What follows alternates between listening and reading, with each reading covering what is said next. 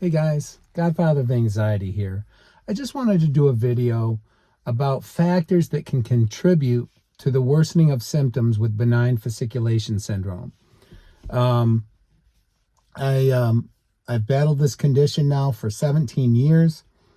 I also, for the last 22 years now, have battled anxiety disorder.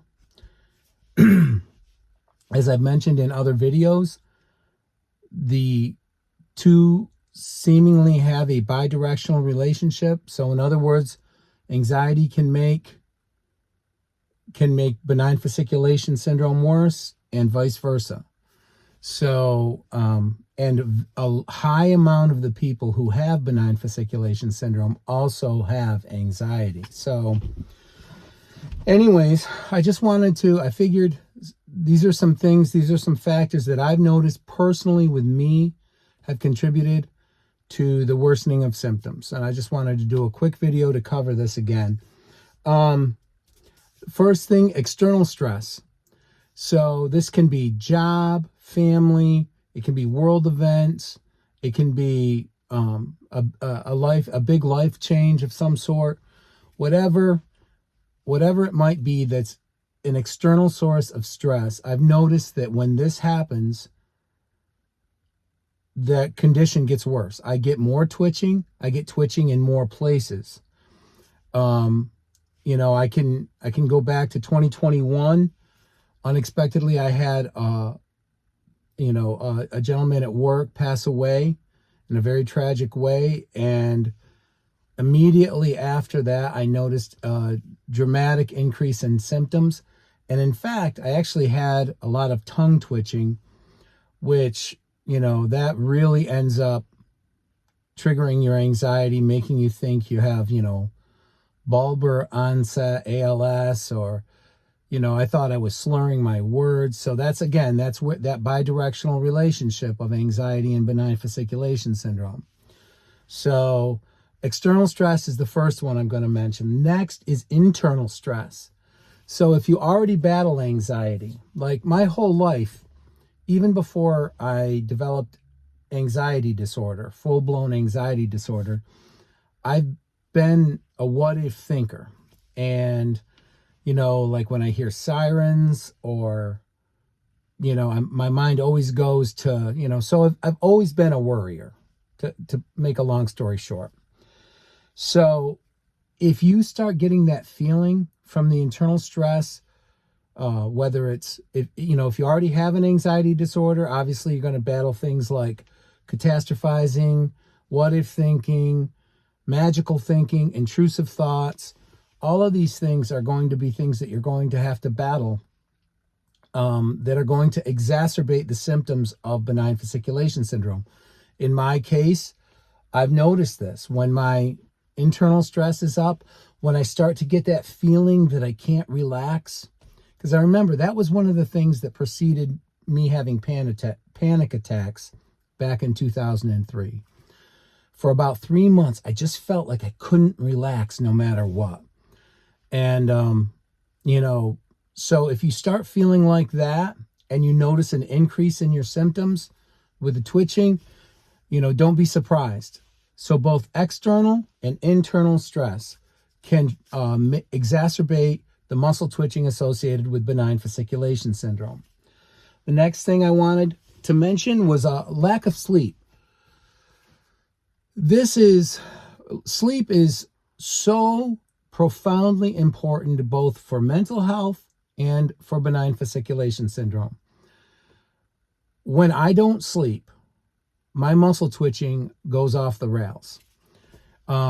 It's very noticeable. I get twitches in more places too.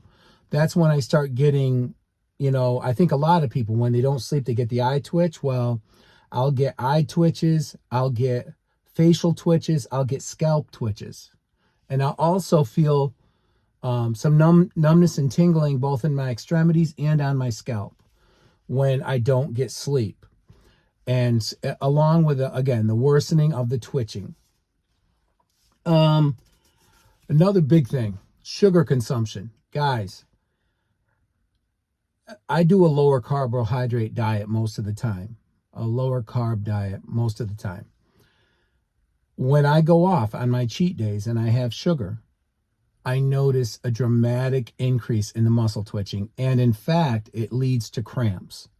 It's dramatic and it leads to cramps. Now, there obviously may be an electrolyte imbalance being part of the equation as well, switching from, ketosis into, just consuming sugar again. But for whatever the case, I notice when I increase my sugar consumption, my muscle twitches get worse. And especially if I eat like really bad sugar. This doesn't happen from grapes and cantaloupe and watermelon. This happens from, the really bad stuff, the processed stuff, the bakery stuff. That's when I'll notice or candy, huge increase in muscle twitches. And that brings me to my next factor, and that's alcohol consumption. I'm not a big drinker at all. I only drink a little bit in the summer. On the weekends, I'll have a beer or two. That's my limit. But I would notice every time, and this is not a coincidence, I notice every time I have alcohol, my calves start twitching like crazy. It's like out of control twitching with my calves when I drink alcohol. So I know that alcohol is supposed to be a depressant, but for whatever reason, with me, it intensifies my benign fasciculation syndrome. And also, my muscles do, again, just like with the sugar consumption, they tend to cramp when I have alcohol, probably from the diuretic effect, along with whatever it's doing to my central nervous system that's, making the muscle twitches more pronounced. Another big one, and this you might notice, so people will talk about exertion causing an increase in twitches, and I have noticed that, but for the most part, if I do a long bike ride or if I do, aerobic exercise, I don't notice a huge increase in my muscle twitches. But if I lift very heavy weights, that's when I notice an increase in my muscle twitches. And in fact, guys, when I go to the gym, I do tend to lift, fairly heavy weights. So especially if I push myself really hard during a workout, I will notice, muscle twitches in my tongue and in my lips afterwards. I'm assuming that's because I'm putting a lot of stress on my central nervous system. But I've had that I think that probably, I even noticed that before I started having regular, back in 07, 08, when my calves started twitching 24 hours a day and they haven't stopped. I think I noticed that right about then is when I noticed that if I pushed myself really hard with the weights, lifted really heavy weights, that I would get lip twitches, tongue twitches, along with the muscles that I actually worked, having some twitches in them. If I went really heavy with my arms, I'd get some tricep twitches or just different things like that. So that's another thing I've noticed. So heavy lifting, overexertion, those things can increase your muscle twitches. And then finally, this is the last one I'll mention, cold air. Cold air, when you add cold air to the equation, my muscle twitches increase and my risk of cramping increases exponentially. It's really strange. Like, if you put cold air, if I sit in front of the fan and my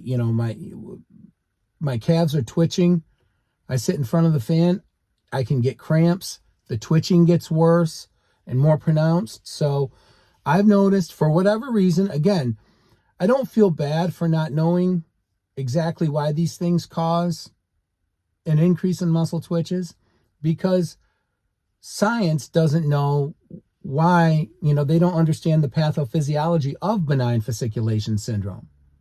That's why they call it a syndrome, because they don't know what's causing these involuntary muscle twitches, this overexcitement from your central nervous system. So I don't feel bad for not knowing exactly why some of these things increase my muscle twitching. But I wanted to make the video because I know how it is when you start getting twitches and then you exert yourself and you're twitching more, or, you know, you notice these things and you're like, oh my gosh, I have some horrible neurodegenerative condition. I'm going to die. You know, I know how that can be. You get really concerned. You look up muscle twitches on the internet. ALS is the first thing that pops up. But I just wanted to give you guys these factors. So now I've had this condition for 17 years, and I've had no muscle wasting, no loss of function, and I've had all these symptoms and all these factors that increase it. So if you guys notice these things increasing your twitches, there's a good chance it's benign.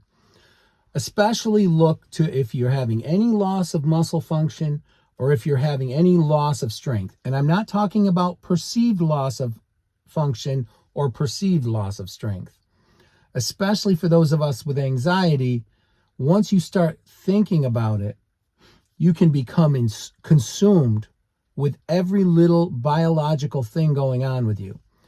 And you'll notice every twitch. You'll even invent twitches. I've told you guys before, I've mentioned it before in other videos, where I was sitting in front of the fan and I thought my tricep was twitching.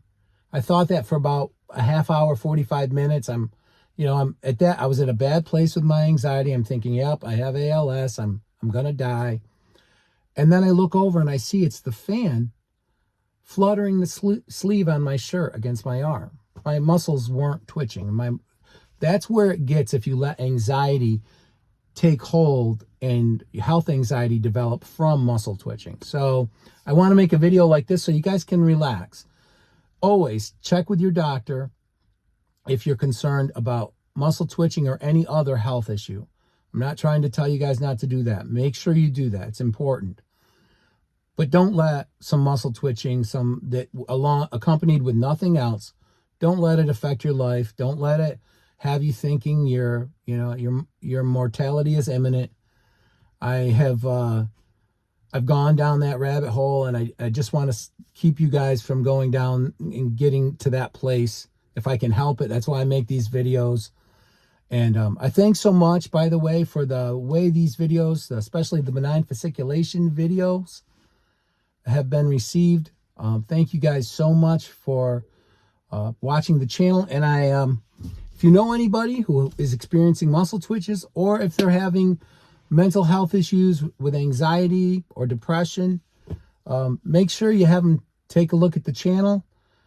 I feel like knowledge is power, and seeing someone else going through the same things helps you not only to relate, but also helps you understand what's going on with yourself, so that you don't get to an even darker place or let anxiety take over your life. So thanks so much, guys. And until my next video, take care.